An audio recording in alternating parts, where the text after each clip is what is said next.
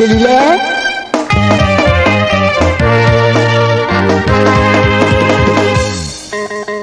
Bouba, Bouba.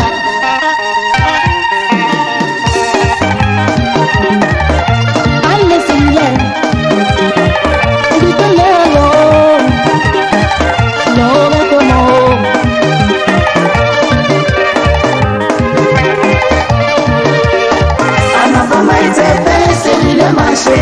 Celui-là m'a connu, mais c'est pour les voyer. Ils sont la télé, non pour bonhomme, pour les mettre celui-là.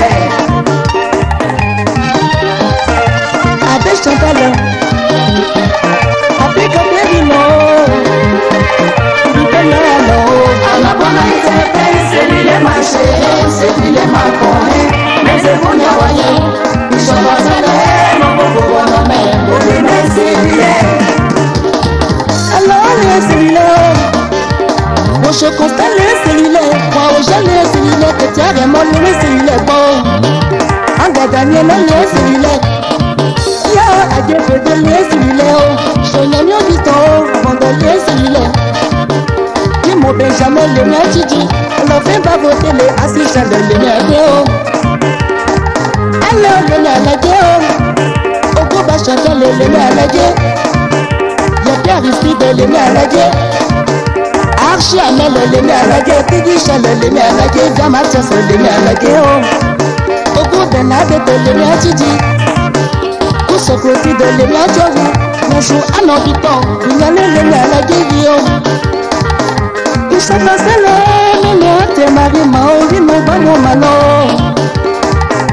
Okomene se vieux, à nos bobos, à qui les yéchins, Sama brother, Anadobu.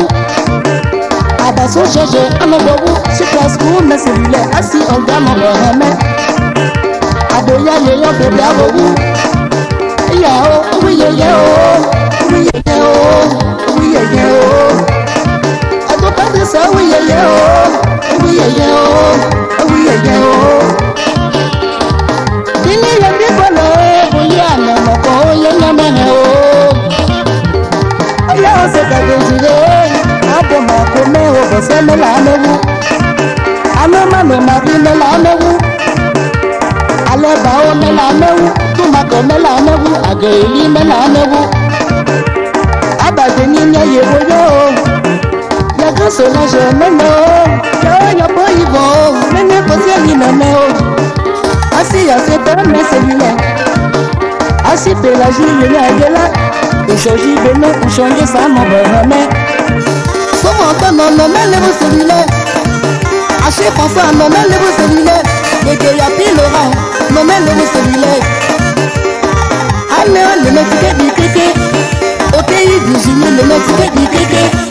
Au pays Antoine, le métier du kéké. Un beau de Marie, le métier du kéké. Alors, le métier du kéké. Le métier du kéké. Oh, du tout, le cellulaire. Avant André, le paiement approché nos bobos. Adieu, t'as le cellulaire. Paris le chemin à l'honneur, nous fait ma série nos bobos. Et pour cellulaire, mon maman cellulaire, bon, moi il est bon pour mon cellulaire. Et là, on va dire, non, non, cellulaire, bon. À tout mal aimé, à dépendre, non, cellulaire, bon. Pour nous faire, y'a pas non, cellulaire, bon. Mon segment, le fils de Kaji va mon copo, voler celui-là. En avant, il est fait, celui-là m'a chéri, celui-là m'a connu, et c'est pour bien voyer. Il s'en va se faire, non, pour bonhomme, pour les mettre celui-là.